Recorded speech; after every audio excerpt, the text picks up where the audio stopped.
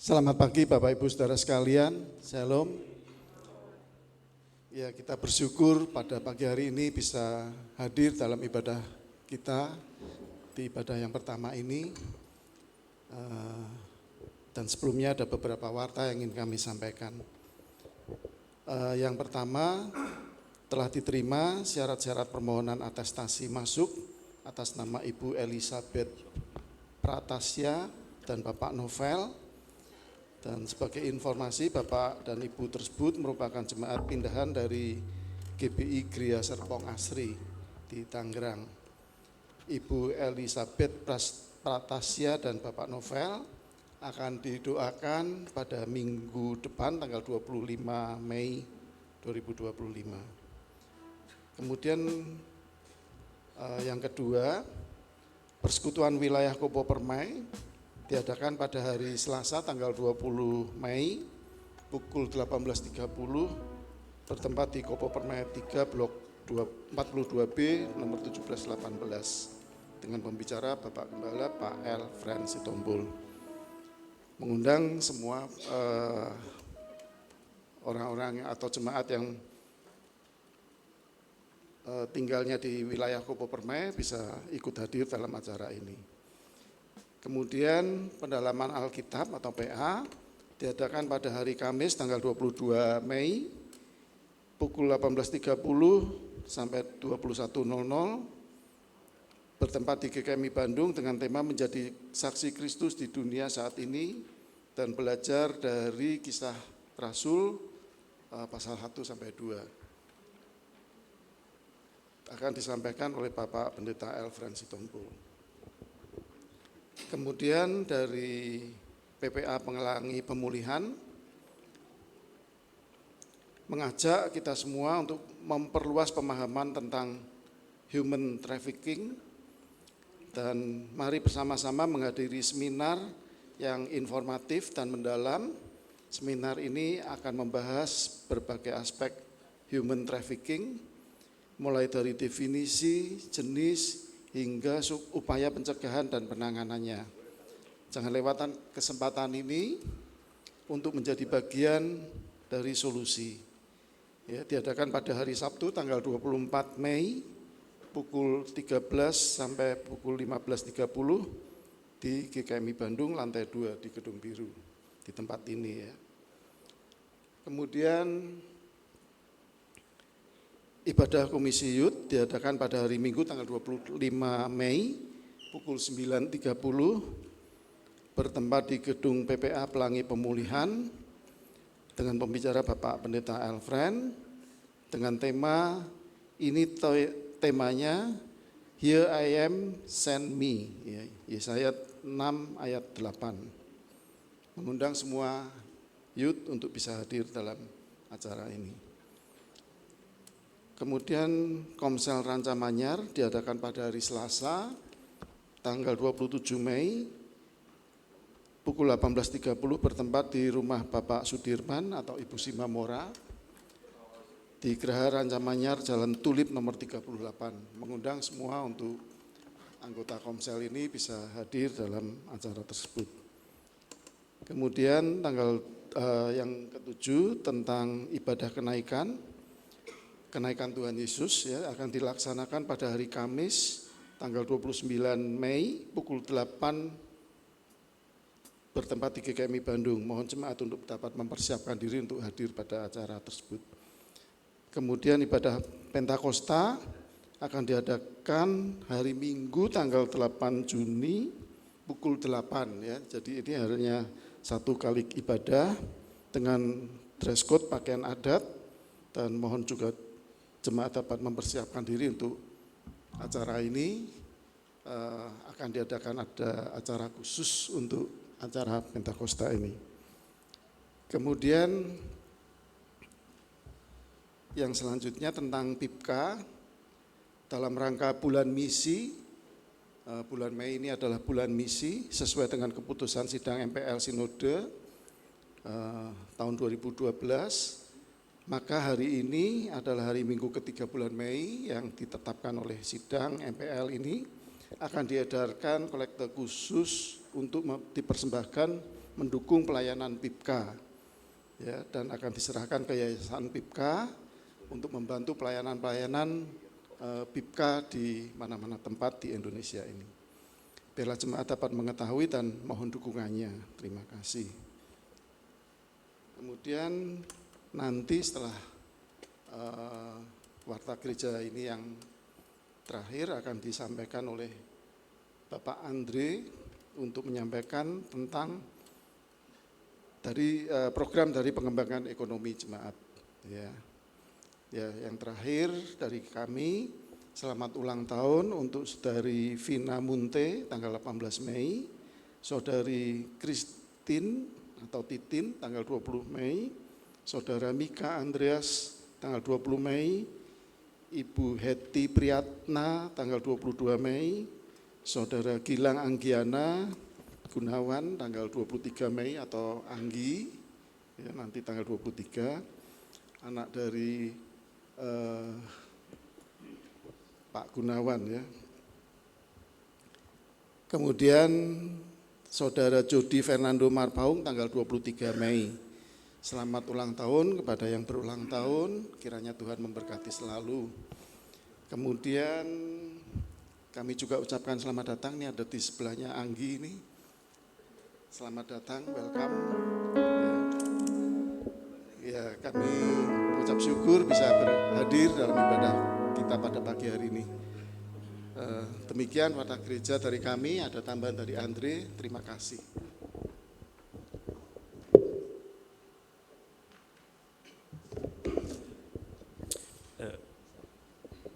PowerPoint-nya bisa.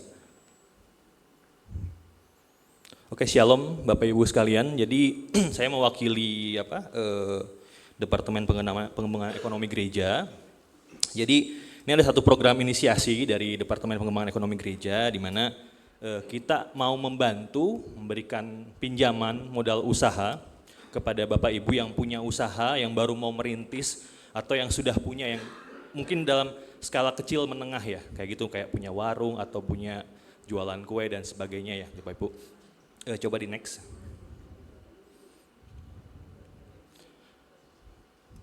Bisa di, nah oke. Untuk saya langsung aja, besaran pinjamannya itu 3 juta rupiah. Dan yang menarik di sini ini tuh tanpa apa ya Pak? Tanpa bunga, ya gitu ya, tanpa bunga. Jadi ini pinjaman ini harus dikembalikan, iya betul Bapak Ibu, tapi tanpa bunga gitu loh. Dan ini sangat fleksibel, berapapun yang Bapak Ibu mau, misalkan ini nanti ada abisin, coba next. Ya ini, jadi jangka waktu cicilannya tuh ada 10 bulan atau 15 bulan. Nah dalam setiap bulan ini, wah Pak saya cuma sanggup bayar 50.000, enggak apa-apa. Tapi ketika Bapak Ibu sudah komitmen dengan 10 atau 15 bulan dalam jangka waktu tersebut, pinjaman 3 juta rupiah ini harus bisa dikembalikan gitu loh. Ya, tapi tanpa bunga, tenang, tanpa bunga gitu loh. Dan nggak ada DC-nya, nggak ada debt collector-nya ya, tenang. Paling di reminder doang. Misalkan Bapak Ibu, Pak saya nggak sanggup bayar nih bulan ini, saya bantu doa nanti ya, gitu loh. Ya, next. Nah, jadi mungkin Bapak Ibu yang tertarik gitu loh, yang mau, yang ingin dibantu usahanya atau punya anak yang baru mau mencoba merintis dan butuh modal, prosedurnya singkat banget. Bagi yang mau nanti bisa langsung menghubungi saya atau Pak Bukit ya. Hubungi saya atau Pak Bukit, nanti setelah dihubungi kami akan mencoba melisting dulu usaha dan mungkin produk atau jasa yang Bapak Ibu mau coba kembangkan. Karena di sini kami nggak cuma menawarkan pinjaman doang, tapi kami mendampingi ya, mendampingi juga si usaha Bapak Ibu di sini ya, gitu. Kami mendampingi, kasih insight dan sebagainya. Kami juga akan mengawasi selama masa pinjaman tersebut ya. Misalkan 10 bulan tadi ya, kami komitmen 10 bulan kami akan bantu mendampingi Bapak Ibu sekalian di sini gitu loh. Jadi kami nggak lepas ya. Untuk sekarang ini dibagi 2 fase. Fase yang pertama tuh bulan Mei ini, kami akan mengumpulkan dulu Bapak Ibu yang tertarik, yang mau, nanti bisa langsung hubungi kami, dan kita akan start tuh di bulan Juni. Nah, cuman masalahnya ini terbatas hanya untuk 5 orang pertama, gitu loh. Jadi kalau Bapak Ibu memang tertarik, langsung buru-buru aja hubungi saya atau hubungi Pak Bukit. Nah, jadi untuk bulan, kalau misalkan memang ternyata ini sangat baik programnya, kami mungkin akan menambah kuotanya, begitu ya. Terima kasih dari saya. Ya udah.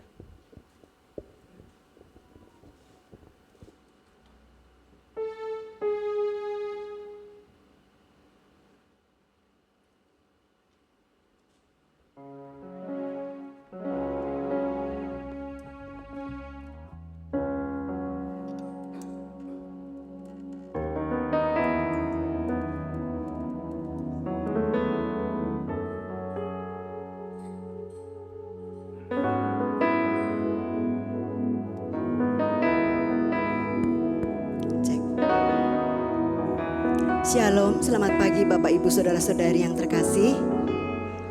Iya, suasananya hari ini luar biasa. Kita diberikan suasana yang cerah.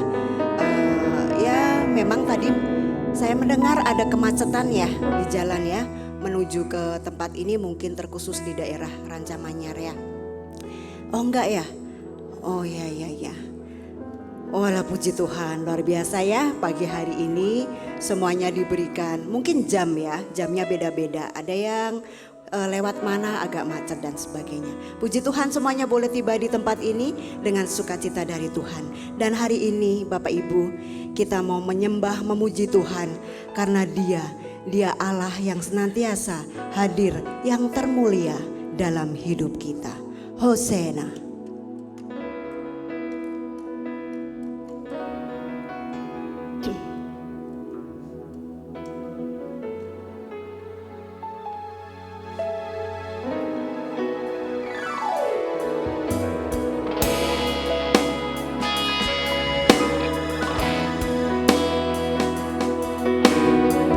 Mari kita masuk di dalam hadirat Tuhan yang senantiasa hidup, menghidupi kehidupan kita.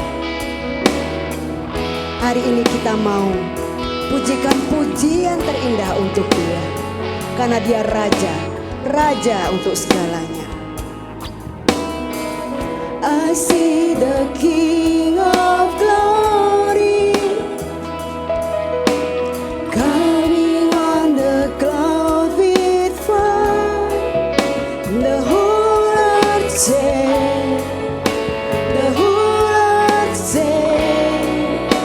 betapa Tuhan Kau melihat apa yang ada dalam hidup kamu. Cintamu ada dalam hidup kamu.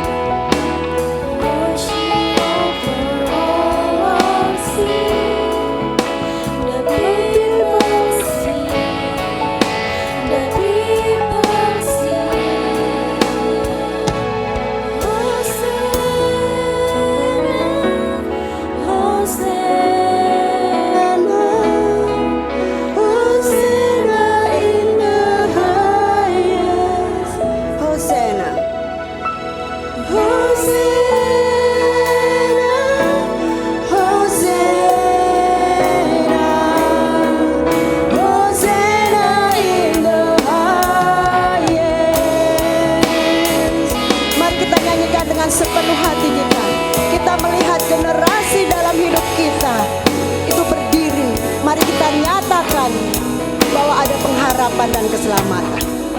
Kulihat generasi berdiri menyatakan pengharapan keselamatan.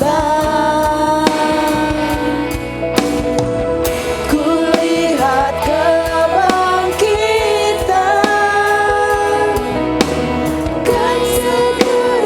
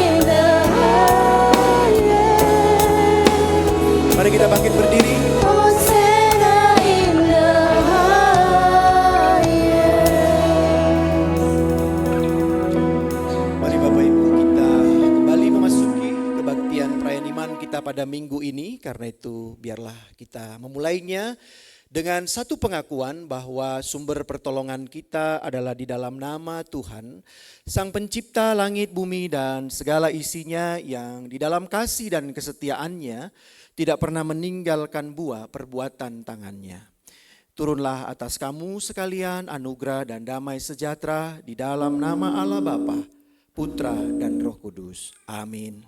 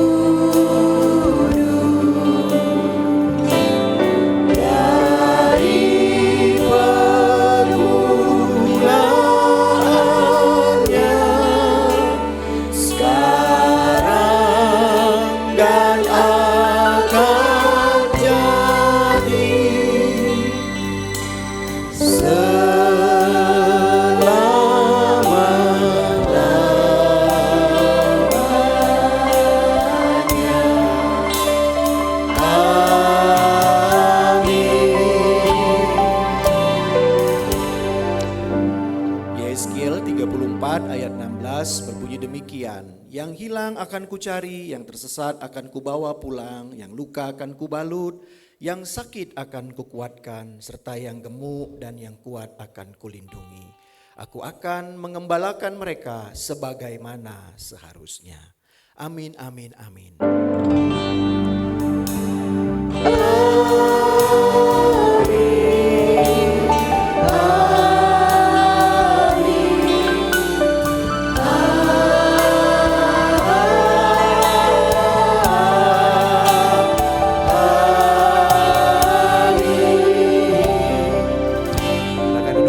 Selamat pagi untuk kita semuanya. Ya, senang sekali kita boleh kembali berjumpa di rumah Tuhan ini untuk bersama-sama beribadah di bulan misi, yang juga masih menjadi suatu momen yang mengingatkan kita bahwa kita gereja ada karena misi, maka kita pun harus menghidupi misi tersebut dalam setiap kehidupan kita. Terima kasih juga untuk dukungannya, doanya, sehingga tim dari GKMI Bandung dari hari Kamis yang lalu, Kamis yang minggu lalu ya, sudah dapat melayani di LPF dengan baik, dan juga kita dapat mendukung untuk program pelayanan mereka di sana ya. Bapak Ibu, jadi doakan terus supaya juga program ini dapat berlangsung, berjalan dengan baik ya. Kemudian tadi sepertinya ada, mohon maaf ini mungkin warta yang terlewatkan, bahwa nanti juga di ibadah kedua, sebagaimana sudah diwartakan 2 kali berturut-turut, maka nanti di ibadah kedua akan kita doakan untuk tim atau panitia nominasi pemilihan majelis ya, yang sudah dipilih, coba didekati dan ada kesediaan, maka nanti kita akan doakan panitia nominasi pemilihan majelis tersebut agar segera dapat bekerja untuk mempersiapkan dalam proses pergantian kemajelisan. Diharapkan nanti di bulan Oktober dalam perayaan ulang tahun GKMI Bandung akan dilantik majelis yang baru yang akan menjalani pelayanan 3 tahun ke depan ya. Welcome Chloe. Yes, nice to meet you. Yeah, I'm a pastor in here. Maybe we'll meet after this service. Okay, thank you for your coming. Okay, ternyata saya bisa juga bahasa Inggris Bapak Ibu ya. Ya, mimpi saja bisa bahasa Inggris. Baik Bapak Ibu, selamat beribadah, Tuhan Yesus memberkati. Ada sukacita Bapak Ibu Saudara-saudari? Amin ya, kita hari ini boleh bersukacita bersama. Kita mau nyanyikan pujian ini. Pujiannya sukacita. Jadi Bapak Ibu yang mungkin dia dari rumah, kita semua pasti punya pergumulan. Gak mungkin gak ada masalah sama sekali ya dalam hidup kita, pasti ada pergumulan masalah. Nah, hari ini kita datang ke sini untuk memuji memuliakan Tuhan, bersukacita bersama dengan saudara-saudara seiman. Kita mau bangun iman kita. Oleh karenanya kita perlu juga bangun dulu sukacita dalam diri kita, supaya nanti ketika kita ditaburi benih firman Tuhan, kita boleh menyambut dengan penuh sukacita. Mari kita nyanyikan pujian Kau 1, 2, 3. Kita nyanyikan dengan penuh sukacita. Mari Mari bertepuk tangan Bapak Ibu. Yuk bangkit berdiri yuk. Bangkit berdiri Bapak Ibu. Supaya pujiannya boleh kita benar-benar sampaikan kepada Tuhan dengan penuh sukacita.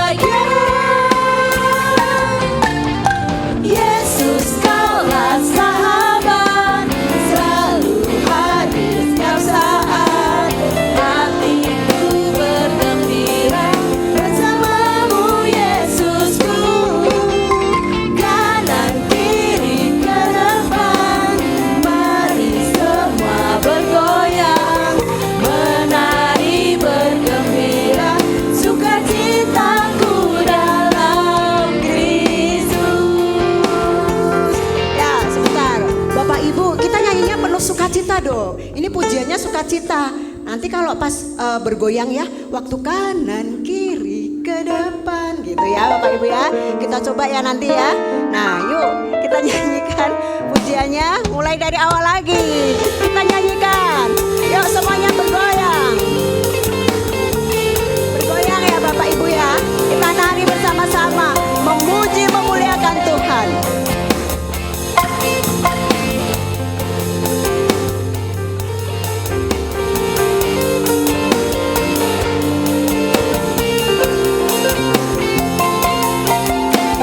Tinggalkan sejenak masalah yang di rumah. Yuk. Kau satu penuh kasih, dua penuh hikmat, tiga penuh kuasa. Kau mulia, kau ada waktu suka, ada waktu duka. Kau setia dan selalu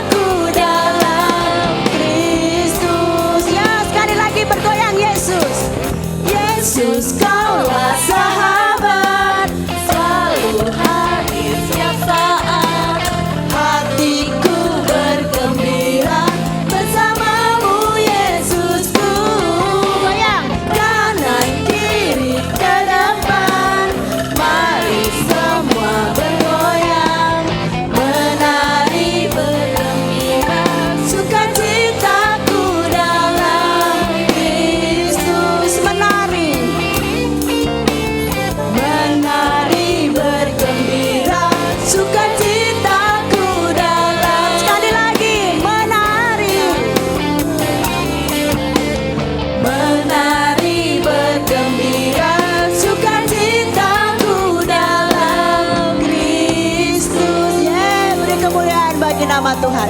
Silakan duduk Bapak Ibu saudara-saudari. Sudah sukacita nih Bapak Ibu? Ya, biasanya kita kalau lagi sedih ditaburi atau diomongin apa aja sama orang nggak nyerep ya. Bener ya? Kalau saya gitu sih.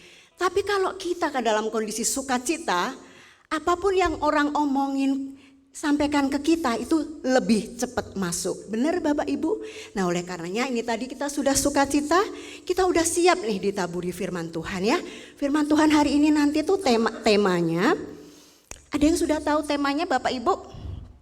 Temanya hari ini adalah mencari hingga menemukan. Apa sih yang dicari, apa yang akan ditemukan? Nanti ya coba kita akan bersama-sama menyimak dalam firman yang sebentar akan kita terima. Kita mau masuk di dalam firman Tuhan, kita mari lembutkan hati dan pikiran. Kita boleh benar-benar datang untuk mendengar sapaan firman Tuhan, mengejar hadir-Mu.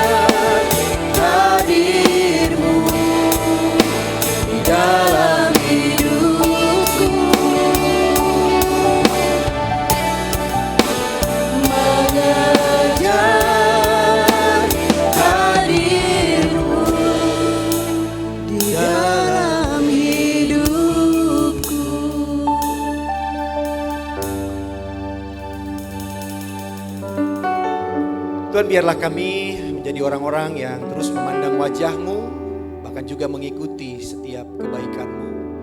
Dan hal itu sesungguhnya tidak akan menjadi sulit untuk kami lakukan ketika kami selalu ada bersama dengan Engkau dan Engkau ada bersama dengan kami. Dan biarlah keberadaan-Mu itu juga menjadi nyata ketika kami juga boleh mendengarkan perenungan firman-Mu. Sehingga pujian ini juga menjadi pujian yang sungguh-sungguh dapat kami hidupi, bahwa kami menjadi umat yang selalu memandang wajah-Mu, mengikuti kebaikan-Mu, bahkan mengejar hadir-Mu dalam setiap kehidupan kami. Karena itu hadirlah Tuhan dan izinkanlah juga hamba-Mu yang penuh dengan keterbatasan ini untuk boleh menyampaikan apa yang sudah dipersiapkan. Demi Kristus kami berdoa dan memohon. Amin. Silakan duduk Bapak Ibu Saudara dan Saudari. Ya. Mencari hingga menemukan, itulah tema kita dalam ibadah minggu kita saat ini. Dan didasari dari Injil Lukas di pasalnya yang ke-15, ayat yang pertama sampai dengan ayat yang ke-7. Mari Bapak, Ibu, serta saudara dan saudari, kita boleh membuka Alkitab kita dari Injil Lukas. Di pasalnya yang ke-15, ayat pertama sampai dengan ayat yang ke-7. Lembaga Alkitab Indonesia memberi judul perumpamaan tentang domba yang hilang. Saya akan bacakan untuk kita sekalian. Para pemungut cukai dan orang-orang berdosa semuanya datang kepada Yesus untuk mendengarkan Dia. Lalu bersungut-sungutlah orang-orang Farisi dan ahli-ahli Taurat, katanya, orang ini menerima orang-orang berdosa dan makan bersama-sama dengan mereka. Lalu ia menyampaikan perumpamaan ini kepada mereka.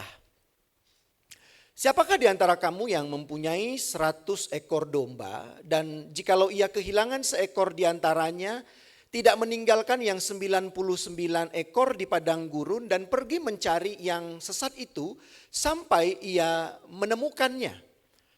Kalau ia telah menemukannya, ia meletakkannya di atas bahunya dengan gembira.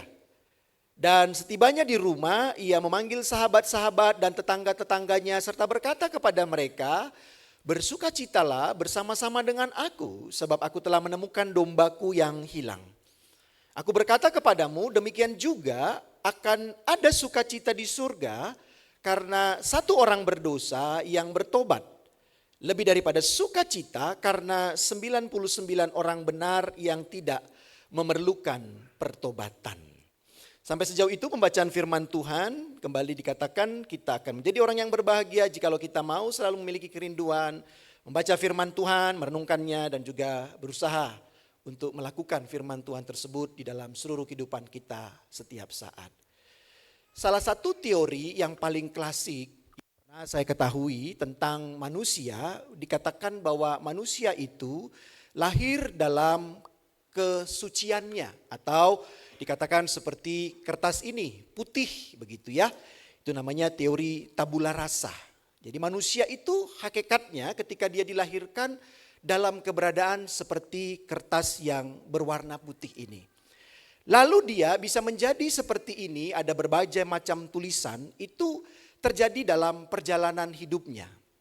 Dengan mungkin pengajaran dari orang tuanya, dengan sikap-sikap yang dia lihat, dengan semua apa yang dia alami, dengan perkataan-perkataan yang dia terima, lalu itu sering menjadi bagian yang membentuk manusia. Atau dengan kata lain, identitas manusia itu pada awalnya adalah putih, suci, polos, dan identitas itu terbentuk dalam perjalanan hidupnya dengan berbagai macam hal yang dia alami. Baik itu suka maupun duka, baik itu senang ataupun sedih. Itu akan menjadikan bagian yang membentuk identitasnya. Jadi artinya teori ini mau mengatakan kita menjadi seperti ini, itu karena ada yang membentuk kita. Nah hal seperti itu Bapak Ibu Saudara dan Saudari tentang identitas sepertinya juga melekat kepada bangsa Israel. Bangsa Israel ternyata menjadi bangsa yang identitas itu tidak serta-merta muncul sedemikian rupa. Tetapi ada hal-hal yang mereka alami. Ada hal-hal yang mereka hadapi, ada hal-hal yang mereka lalui. Ya, kisah padang pasir, padang gurun, itu membentuk identitas mereka. Lalu juga kisah pembuangan ke tanah Babilonia, itu juga membentuk identitas dari bangsa Israel. Dengan segala sikapnya, dengan segala tindakan dan perbuatan-perbuatannya. Tetapi juga bukan hanya kisah-kisah tersebut yang membentuk identitas tersebut. Tapi ada satu bagian lagi yang sepertinya itu menjadikan identitas bangsa Israel itu terpancarkan dengan karakter-karakternya adalah ketika Allah pernah berkata kepada Abraham bahwa melaluinya lah akan hadir bangsa umat pilihan. Janji Allah kepada Abraham itu didengar, dipahami, dihidupi oleh bangsa itu, sehingga itulah yang menjadikan identitasnya, yaitu mereka merasa sebagai umat pilihan Allah. Umat yang dikuduskan, umat yang dipanggil oleh Allah untuk menjadi gambaran dan bentuk dari wujud Allah bumi ini. Itu identitas yang terjadi dalam kehidupan orang-orang Israel, Bapak Ibu. Tapi sayangnya ternyata identitas itu tidak membawa hal yang positif. Kalau kita melihat juga dalam catatan sejarah kehidupan bangsa-bangsa Israel, orang-orang Yahudi, orang-orang umat yang dalam notabene yang dikatakan tadi adalah umat pilihan Allah. Ternyata perkataan itu tentang janji bahwa mereka adalah akan menjadi umat pilihan Allah, bangsa yang terpilih, ternyata itu membuat mereka menjadi umat yang tertutup, atau menjadi umat yang menutup diri, atau juga menjadi umat yang merasa paling, dalam hal ini paling suci daripada umat-umat manusia yang lainnya. Nah, dari kerangka berpikir yang sedemikian rupa Bapak Ibu, paling tidak kita dapat melihat teks bacaan kita pada pagi hari ini. Di mana ketika itu Yesus sedang berjumpa dengan dua kelompok umat manusia. Yang pertama di sana dikatakan ada pemungut cukai, dan yang kedua adalah orang-orang berdosa. Nah, dua orang kelompok ini, pemungut cukai dan orang berdosa ini dikatakan di ayat yang pertama itu datang kepada Yesus. Datang kepada Yesus untuk mendengarkan dia. Yang kita tahu Yesus itu adalah orang Yahudi tulen. Bangsa Israel juga. Yang juga menjadi bagian umat pilihan Allah. Terlepas daripada keilahiannya. Ia juga adalah orang Israel. Orang kudus, orang suci, orang mulia. Tetapi ada dua kelompok tadi, pemungut cukai dan orang-orang berdosa datang kepada Yesus. Lalu kita lihat ada reaksi yang muncul di ayat yang kedua. Ada reaksi yang muncul di ayat yang kedua, dikatakan di sana, lalu bersungut-sungutlah orang Farisi dan ahli-ahli Taurat. Dari apa yang saya katakan di awal Bapak Ibu, bersungut-sungutnya orang Farisi dan ahli-ahli Taurat ini punya landasan, punya dasar sesungguhnya. Salah satunya yang tadi saya katakan, karena mereka merasa orang Farisi ini adalah bagian daripada bangsa Israel, umat pilihan Allah yang harus menjaga identitas kekudusan. Dan menjaga identitas kekudusan itu diwujudkan dengan tidak bergaul, tidak bertegur sapa, tidak boleh bersama-sama, paling tidak dengan dua kelompok ini. Pemungut cukai dan orang berdosa. Mereka bersungut-sungut, atau dengan kata lain mereka sedang mempertanyakan keyahudian atau keisraelan daripada Yesus. Apakah Yesus tidak tahu bahwa pemungut cukai ini adalah orang-orang yang bekerja kepada penjajah? Orang-orang yang bekerja kepada bangsa Romawi. Pemungut cukai ini adalah orang-orang yang menindas umat-umat pilihan Allah ini. Tapi kenapa Yesus justru menerima mereka? Bahkan dikatakan di situ juga di ayat yang kedua, bukannya sekedar menerima, tetapi juga ekspresi wujud penerimaan itu juga ditujukan dengan makan bersama dengan mereka. Bapak Ibu, makan bersama ini bukan hanya sekedar makan, tetapi dalam pemikiran orang-orang Farisi pada saat itu, makan ini menunjukkan ada egaliter, ada kesetaraan, ada kesamaan, ada ketidakperbedaan antara Yesus dengan pemungut cukai dan orang berdosa ini. Mereka makan bersama, artinya duduk di tempat bersama, duduk bersama, bersinggungan, bersentuhan. Mungkin juga berbagi makanan tersebut dengan orang pemungut cukai. Dan yang kedua, orang berdosa. Orang berdosa di sini adalah orang-orang yang melanggar hukum-hukum Taurat. Kita tahu orang Farisi itu adalah orang yang saklek dalam melakukan segala tata cara turunan dari hukum Taurat. Dari berbuka mata sampai dengan menutup mata, mereka hidup dalam ritual aturan yang begitu ketat. Orang berdosa ini adalah orang yang tidak pernah sepertinya melakukan segala apa yang tertera. Bisa jadi orang berdosa ini adalah memang bagian juga dari orang-orang Israel, tetapi dalam kualitas hidupnya mereka tidak mencerminkan kekudusan tersebut dalam menaati hukum Taurat. Sementara orang Farisi ini merasa memiliki hak untuk menjaga kemurnian, keagamaan atau identitas dari panggilan, dari janji Allah kepada Abraham bahwa melaluinya lah akan hadir umat pilihan Allah. Bangsa yang terpilih, bangsa yang kudus itu. Mereka mengambil bagian itu sebagai bagian dalam diri mereka dan berkata, ini harus dijaga. Dan diwujudkan dengan tidak bergaul dengan paling tidak dua kelompok ini. Tapi menariknya di sini Bapak Ibu, Yesus tidak mengaminkan apa yang disikapi oleh kaum Farisi ini. Tetapi juga menariknya Yesus tidak hanya sekedar mengaminkan apa yang dikatakan oleh orang-orang Farisi ini bersungut-sungutnya itu, dengan sikap yang arogan. Yesus tidak dengan marah. Yesus tidak menunjukkan langsung keilahiannya dengan berkata atau menunjukkan kuasanya kepada orang-orang Farisi tersebut. Dan menariknya Yesus menjawab sungut-sungut tersebut dengan perumpamaan. Yesus menjawabnya dengan perumpamaan, parabel itu ya kalau bahasa lainnya. Dan Bapak Ibu, kalau perumpamaan Yesus itu sesungguhnya adalah perumpamaan yang harus juga kita selami secara mendalam. Karena seringkali juga salah satu bagian teks ini melihat hanya kepada satu domba yang hilang itu dikejar, dicari. Lalu sepertinya seolah-olah Yesus mengabaikan 99 domba yang baik itu. Kalau kita melihatnya secara perspektif yang tidak luas, maka bisa jadi kita berkata Yesus nggak fair juga. Ada 99 yang baik. Kenapa dia tinggalkan lalu hanya mengejar satu yang buruk, lalu itu yang dia puja dan dia puji. Sebenarnya tidak Bapak Ibu. Nah kita lihat di situ lalu Yesus menyikapi dari apa yang mereka katakan tadi. Sepertinya Yesus mendapatkan ini bicara kekritik atau sungut-sungut orang Farisi ini adalah bicara tentang ketidakpantasan, pantas atau tidak pantas. Layak atau tidak layak. Seseorang itu datang kepada Yesus.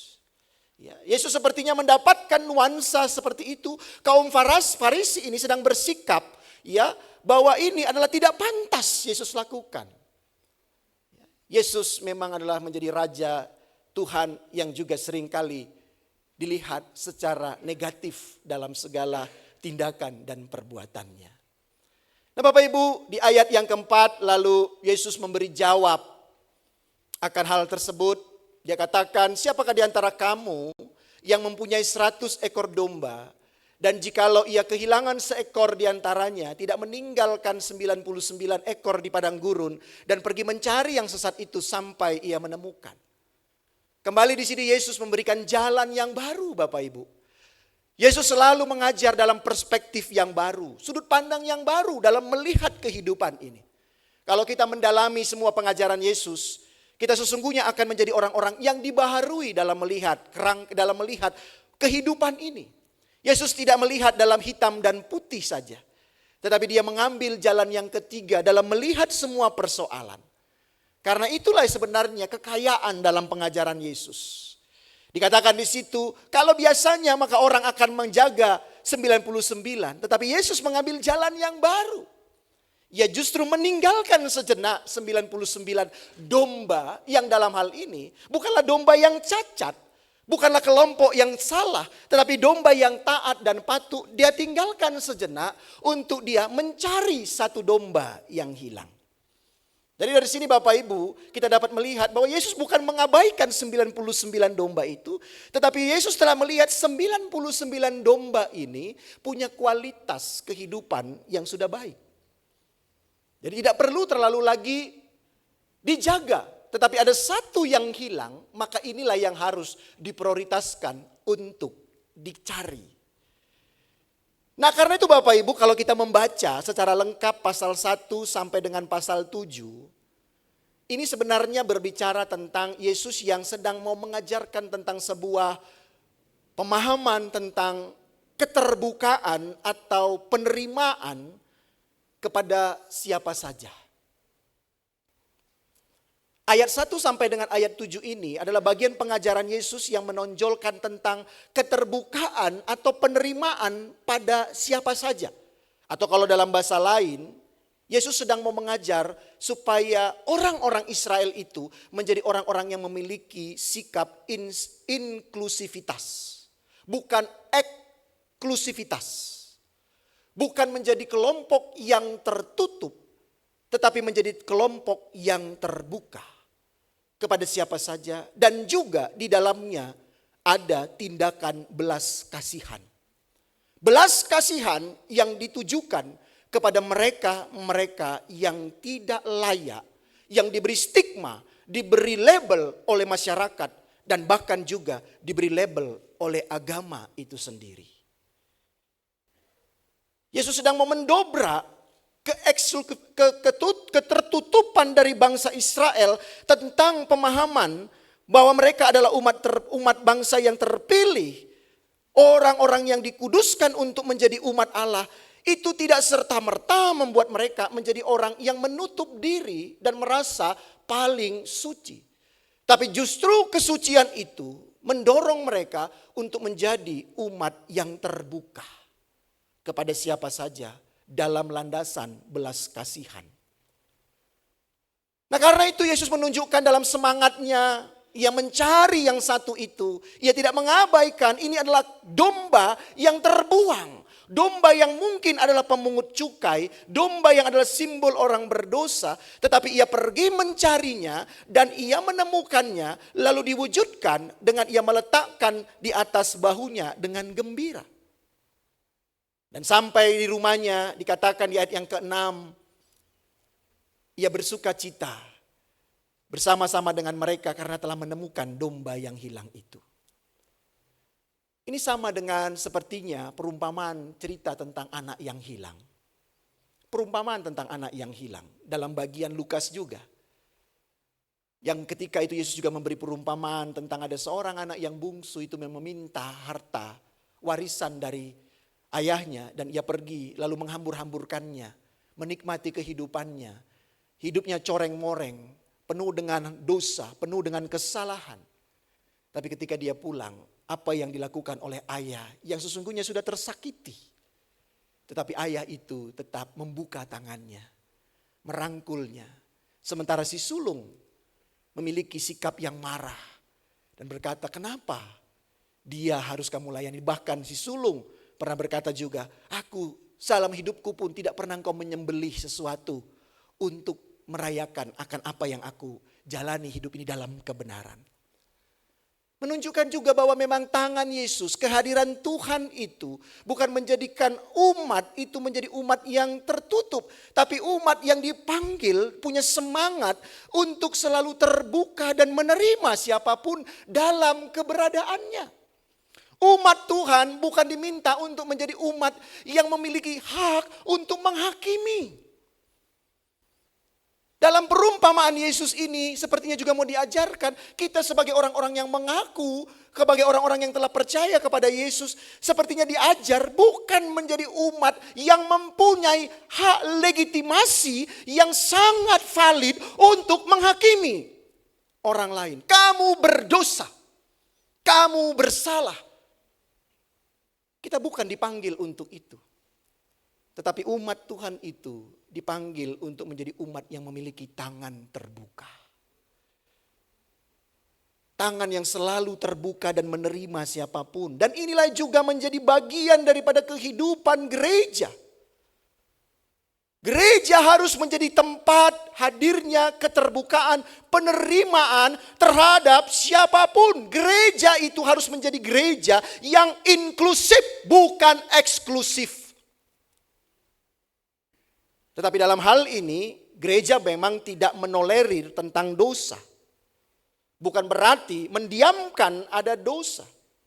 Tetapi gereja yang inklusif adalah gereja yang mengasihi orang berdosa. Bukan berkata, yes, aku menerima dosamu. Tidak.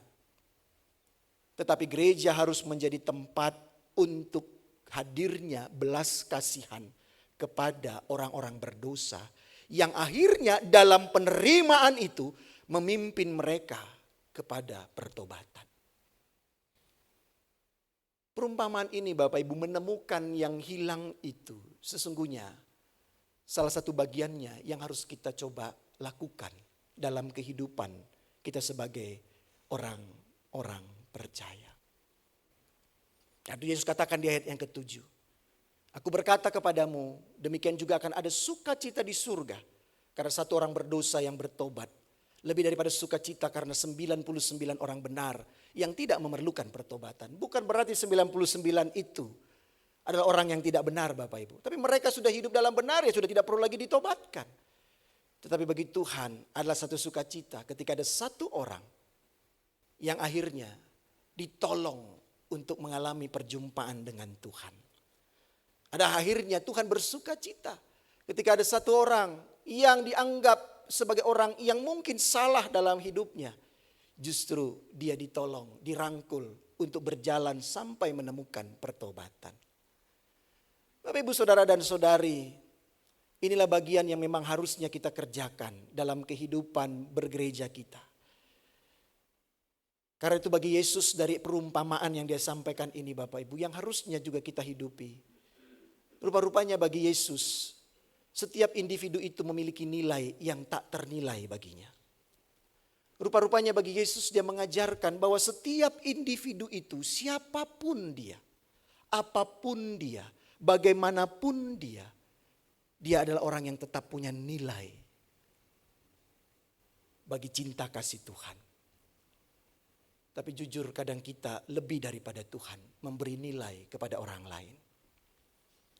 Kita lebih senang memberi nilai orang lain itu jelek, buruk, kamu kurang, kamu ini.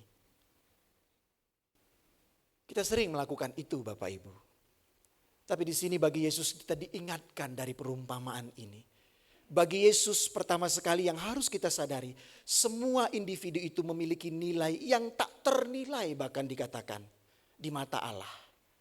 Tapi sangat itu beda dengan lensa kita sebagai manusia. Karena itu bagi Yesus semua manusia itu adalah layak bagi dia. Tetapi kitalah yang seringkali tak melayakkan mereka untuk datang kepada Tuhan.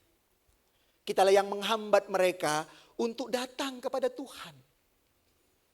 Dengan segala hal yang ada dalam diri kita. Tapi Ibu Saudara dan Saudari, saya teringat dengan apa yang mungkin juga perlu kita sadari. Komunitas kita itu paling tidak dibentuk, diingatkan komunitas itu ada dua bagian. Orang percaya itu sering dikatakan sebagai tubuh Kristus. Atau yang kedua, komunitas orang percaya itu sering dikatakan sebagai apa? Keluarga Allah. Bapak Ibu nanti bisa lihat dalam 1 Korintus 12 ayat 12 sampai 13, Roma 12 ayat 4 sampai 5, Efesus 2 ayat 19, Galatia 6 ayat 10. Dua bagian ini Bapak Ibu, tubuh Kristus, keluarga Allah. Ini menunjukkan bahwa ada satu kesatuan. Artinya di dalam tubuh itu mungkin ada bagian yang tidak sempurna. Tapi bagian yang tidak sempurna itu bukan berarti dia harus kita amputasi.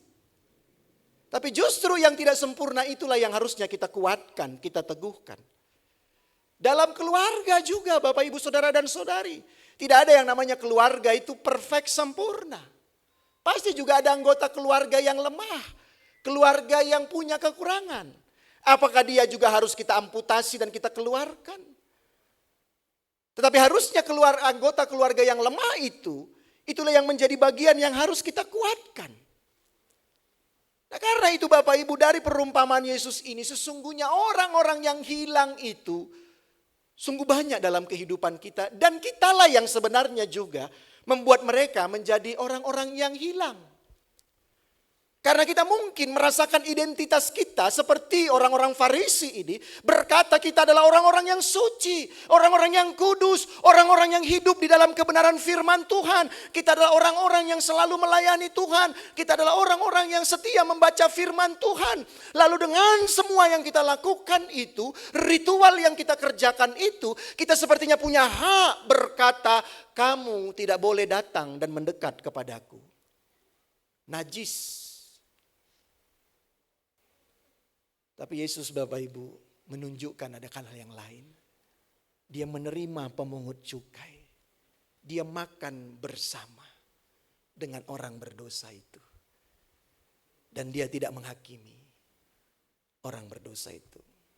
Dan sepertinya Bapak Ibu Saudara dan Saudari, hampir dalam semua pengajaran Yesus, Yesus tidak pernah menghukum orang berdosa. Dia bukan berarti menjadi Tuhan yang kompromi terhadap dosa. Tidak ada Yesus menghukum. Perempuan yang berzina itu apakah Yesus hukum? Tidak. Dia katakan, pergilah, dan hanya dia ingatkan, jangan lagi berbuat dosa. Pertanyaannya apakah ketika dia pergi, si perempuan itu kembali berbuat dosa atau tidak, kita tidak tahu. Tetapi bagi Tuhan dia sudah menerima keberadaan dari perempuan yang hina itu sebagai orang yang perlu dia kasihi. Karena itu Bapak Ibu, tema kita hari ini mau berbicara sesungguhnya. Kehidupan bergereja itu bicara tentang kita. Kehidupan bergereja berkomunitas itu sebagai tubuh dan keluarga Allah. Ini berbicara tentang kita. Tidak ada berbicara tentang saya. Tidak ada berbicara tentang kamu. Tapi ini berbicara tentang kita. Dan karena berbicara tentang kita Bapak Ibu, maka satu hal yang harusnya kita ingat di dalam komunitas kita ini. Pengakuan dosa itu juga harusnya terjadi secara aklamasi dalam kehidupan berkomunitas kita. Seringkali Bapak Ibu ketika ada saudara kita itu berdosa, hanya dialah yang kita minta untuk mengaku dosa Bapak Ibu. Tapi beranikah kita dalam kesadaran ini adalah bicara tentang keluarga. Kalau ada saudara kita itu melakukan dosa, apapun bentuk dosanya, berani enggak kita bersama-sama berkata sebagai komunitas bersama, berkata aku pun turut dalam dosa yang engkau lakukan itu. Karena bisa jadi dia melakukan dosa itu karena kita tanpa sadar tidak pernah membimbing dia. Atau bahkan hanya sekedar mempercayakan pembimbingan itu pada kelompok-kelompok tertentu saja. Saya tertampar akan hal ini Bapak Ibu ketika ada percakapan. Di GKMI dikatakan berani enggak gereja. Kalau dia memahami gereja itu adalah sebagai tubuh Kristus, satu kesatuan. Gereja mengakui sebagai keluarga Allah. Berani enggak gereja mengakui secara bersama-sama apabila ada anggota bagian tubuhnya yang juga melakukan pelanggaran. Dan berdiri bersama-sama berkata, aku juga ambil bagian dalam dosa yang kamu lakukan. Dalam hal apa? Dalam hal mungkin ketidakhadiranku.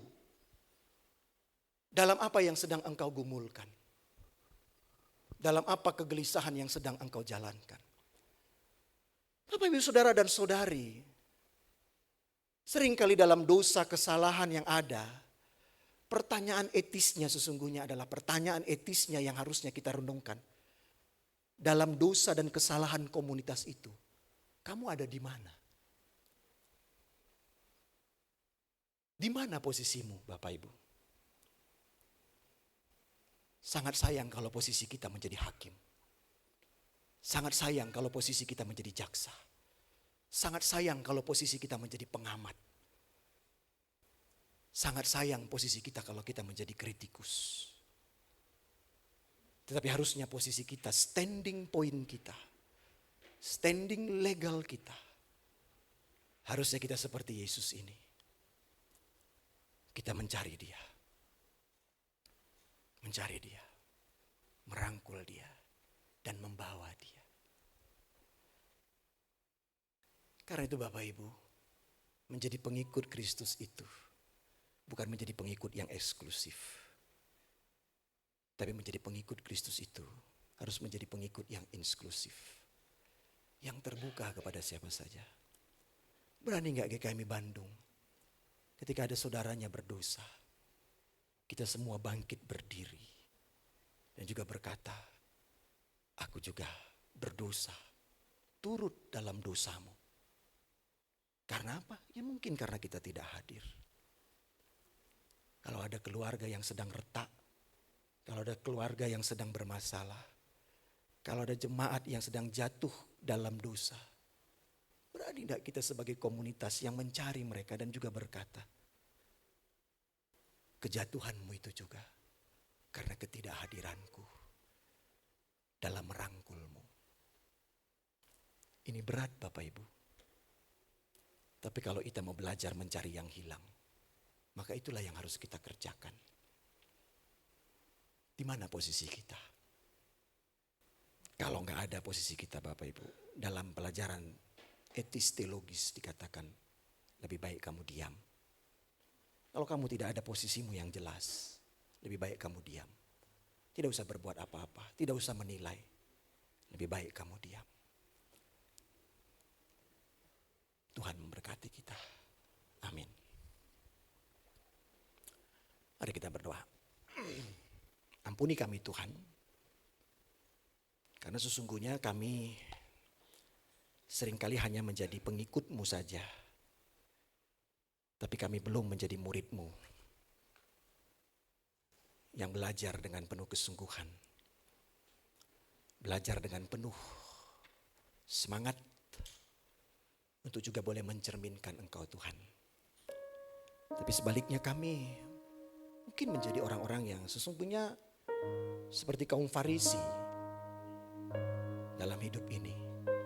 Kami menjadi juga seperti ceritamu pada saat ini.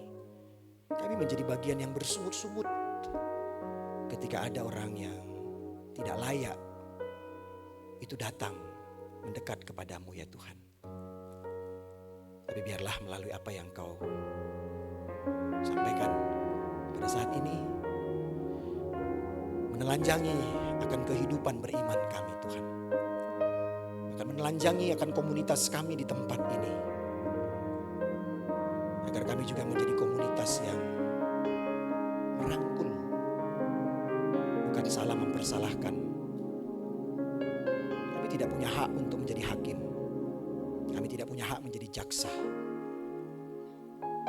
Tapi kami punya hak untuk menjadi penghibur dan penguat. Tolong kami Tuhan. Demi Kristus kami berdoa dan memohon. Amin. Mari Bapak Ibu kita bangkit berdiri. Kita kembali bersama-sama mengucapkan komitmen pemuritan kita dengan bersama-sama berkata, kami bersaksi bahwa tidak seorang pun dapat sungguh-sungguh mengenal Kristus kecuali ia yang mengikutinya setiap hari dalam kehidupan.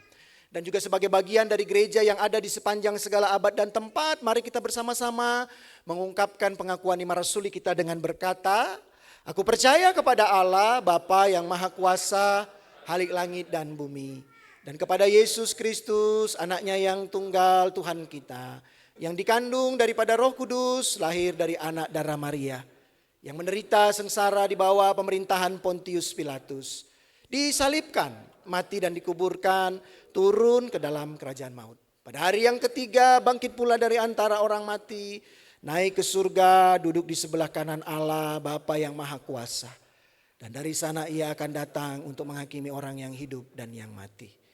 Aku percaya kepada Roh Kudus, gereja yang kudus dan am, persekutuan orang kudus, pengampunan dosa, kebangkitan orang mati dan hidup yang kekal. Amin. Silakan duduk.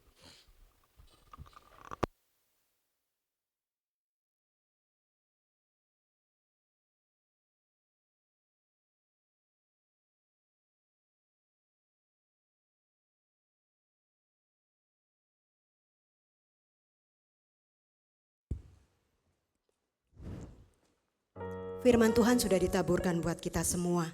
Dan saat ini kita juga mau menaikkan doa syafaat kita untuk memohonkan segala hal yang ada baik dalam gereja, dalam keluarga-keluarga jemaat, dan dalam kehidupan kita secara pribadi.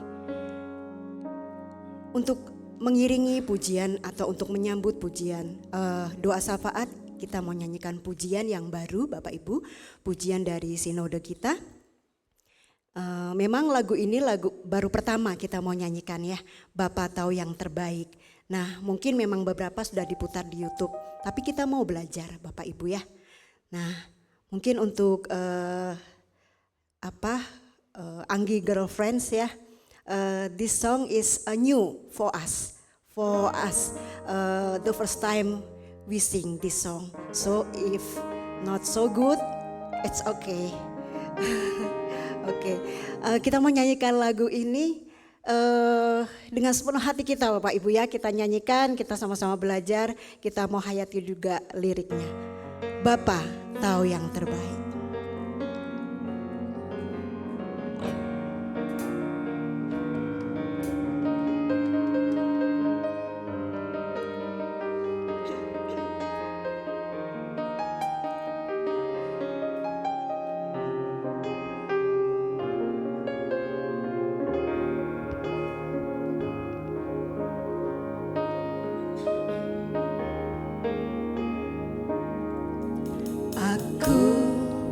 Tenggelam dalam kekalutan, kesunyian ada dalam setiap langkahku. Jiwa pun tak lagi bergelora, telah padam dalam keheningan. Melangkah tanpa harapan yang pasti, membawaku pada satu pribadi, menarikku dengan cintanya, mendekapku dalam hangat kasihnya.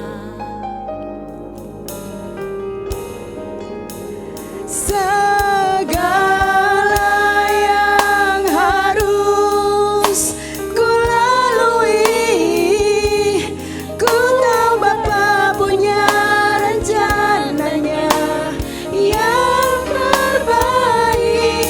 Tak pernah sekalipun Dia melepasku dari rencana terbaiknya. Mari kita nyanyikan dengan sepenuh hati kita, bahwa kita tenggelam kadang di dalam kekalutan dalam hidup kita.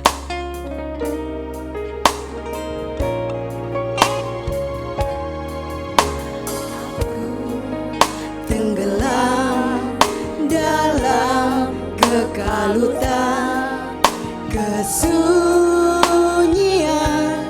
ada dalam setiap langkahku. Jiwa pun tak lagi bergelora, telah padam dalam keheningan.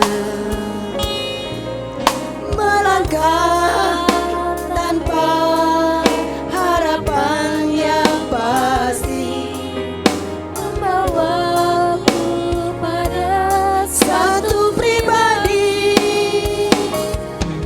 menarikku dengan cintanya, mendekapku dengan hangat kasihnya. Segala yang harus ku lalui, ku tahu Bapa punya rencananya yang terbaik. Tak pernah sekalipun Dia melepasku dari rencana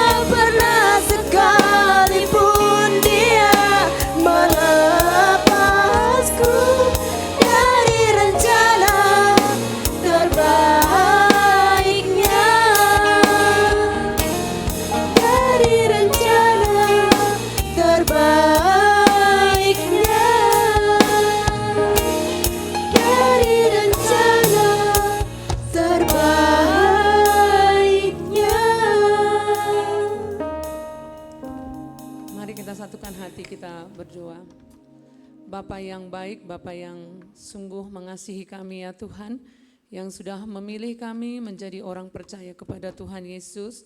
Kami bersyukur kami diselamatkan ya Tuhan. Kami menyadari bahwa kami adalah orang-orang yang berdosa ya Tuhan. Tapi begitu besar cinta-Mu dan kasih-Mu kepada kami, mencari kami dan menemukan kami sehingga kami saat ini Tuhan boleh percaya kepada Tuhan. Biarlah apa yang sudah kami terima ya Tuhan, yang telah disampaikan oleh Bapak Pendeta Elfren Tuhan firman-Mu, biar kami setiap orang yang sudah diselamatkan oleh Tuhan, yang sudah dicari dan ditemukan oleh Tuhan, kami juga Tuhan melakukan tugas-tugas kami, bahwa di luar sana Tuhan ada banyak orang-orang yang terhilang ya Tuhan Yesus. Banyak orang yang membutuhkan Engkau Tuhan, yang kehilangan arah, bahkan mungkin yang sedang tersesat dalam segala persoalan pergumulan kehidupannya. Untuk itu Tuhan, kami biarlah kami semua merendahkan hati di hadapan Tuhan. Kami mau hidup kami dipakai oleh Tuhan sesuai dengan yang Tuhan mau dan rencana Tuhan dalam kehidupan kami. Karena itu adalah tugas kami ya Tuhan. Terima kasih ya Bapa, kami percaya Tuhan pasti menolong kami semua, mengurapi kami Tuhan.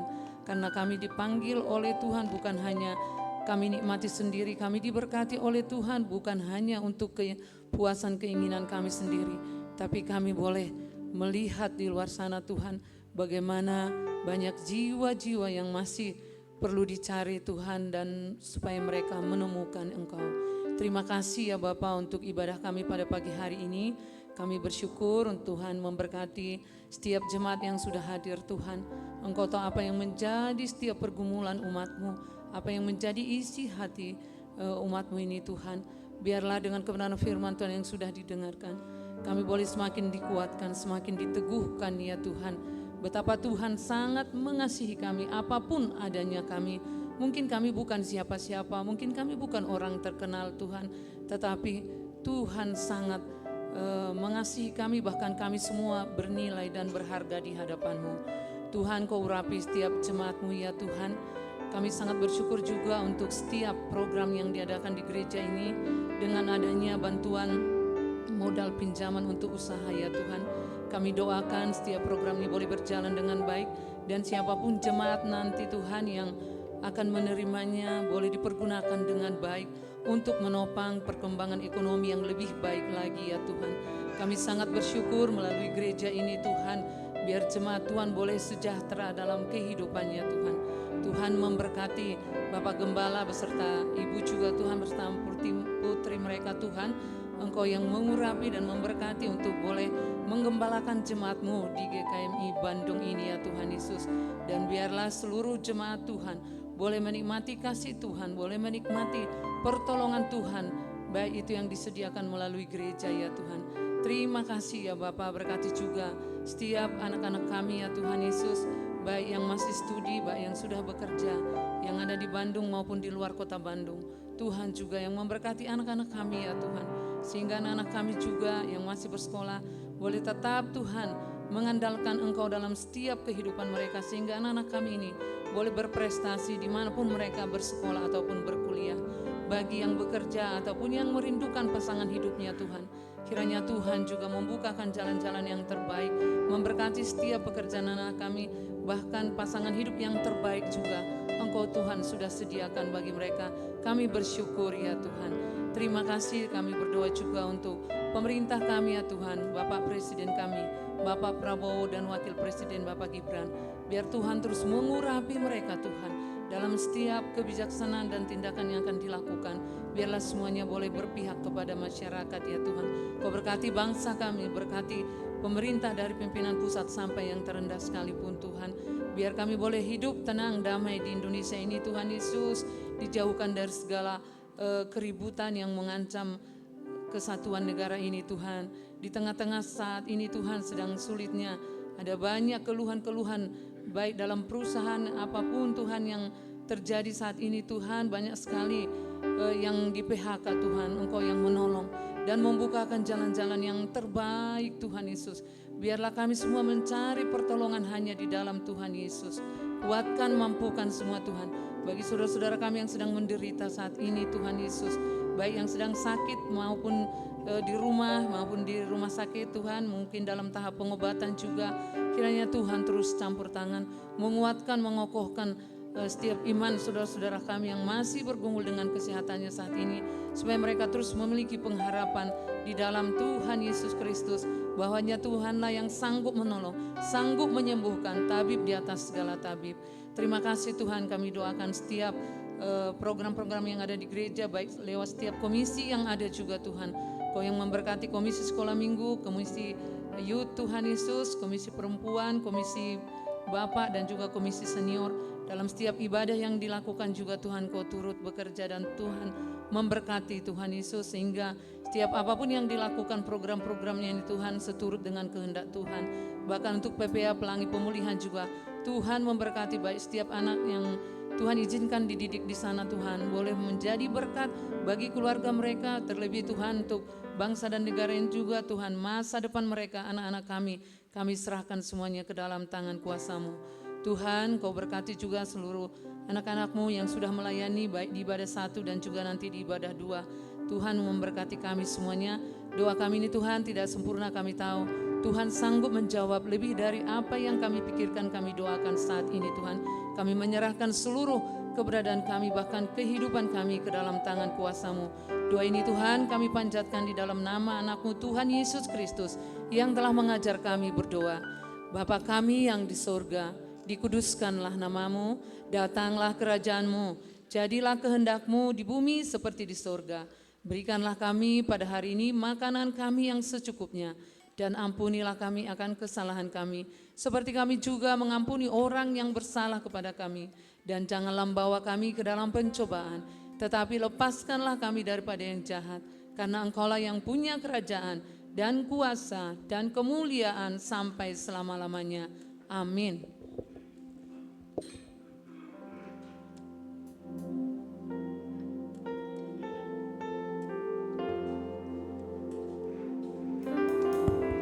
Saat ini kita mau memberikan persembahan yang sudah kita persiapkan dari rumah. Dan untuk informasi Bapak Ibu, bahwa hari ini akan diedarkan 2 kantong kolekte.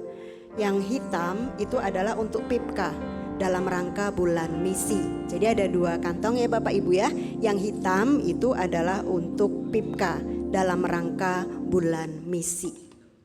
Sebelum kita memberikan persembahan, kita mau naikkan terlebih dahulu doa kita. Mari saya hantarkan. Tuhan, kami mengucap syukur karena Engkau begitu baik untuk setiap kami. Saat ini Tuhan, tibalah kami hendak memberikan sebagian berkat yang sudah Engkau berikan buat kami. Kami sudah mempersiapkan dari rumah Tuhan. Biarlah Tuhan Engkau juga memberkati, mengurapi. Engkau juga menyertai untuk setiap majelis yang ambil bagian di dalam mengelolanya, agar biarlah persembahan ini Tuhan boleh dipergunakan untuk pelayanan-pelayanan yang ada di GKMI Bandung. Inilah kami Tuhan, kami siap untuk mempersembahkan. Demi dan di dalam nama Tuhan kami Yesus Kristus, kami telah berdoa dan mengucap syukur kepada Bapa yang di sorga. Amin. Mari kita naikkan pujian. Ada satu sobatku.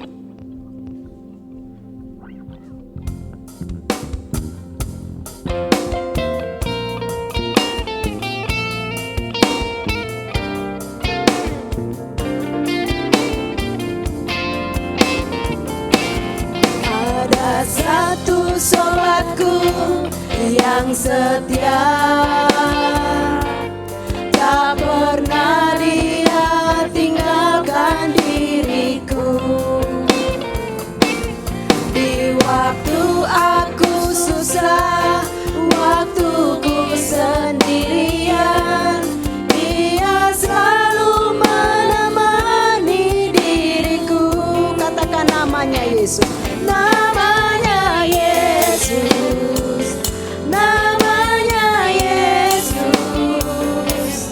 namanya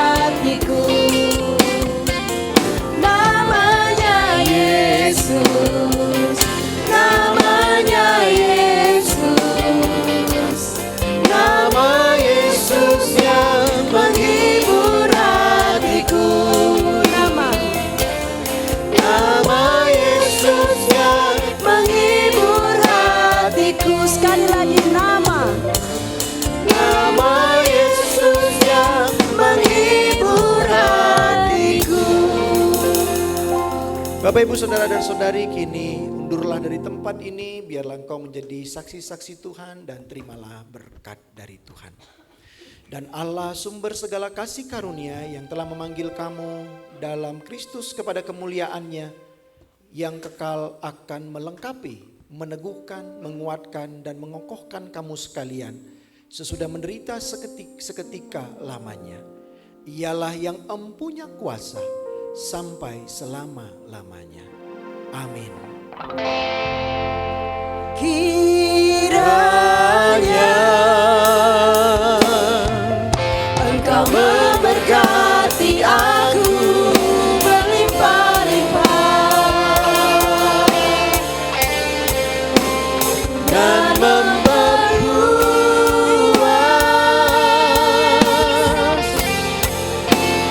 daerahku,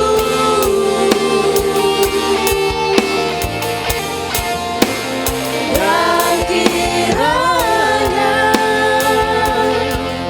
tanganmu menyertai aku dan melindungi aku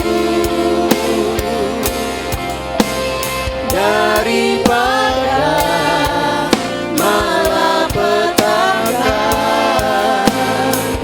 sehingga kesakitan tidak menimpa aku.